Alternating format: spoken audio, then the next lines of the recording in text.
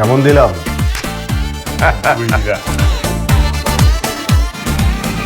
হাবড়ায় গান লাল করে দিব বেয়াদবের বাচ্চা, একদম এলাকা থেকে বাইর করে দিব।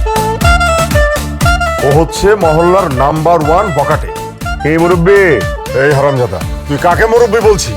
এই দাঁড়া, এই দাঁড়া। তোমার শাসনের অভাবে মেয়েটার এই অবস্থা। কি সুন্দর মেয়েটা, হ্যাঁ? আসলেই খুব সুন্দর। উঠো উঠো, কই যান? চলো বাবার সাথে দেখা করো। একটা মেয়েকে আমার খুব পছন্দ হয়েছে, কি জানো নাম ওর? তাবিয়া।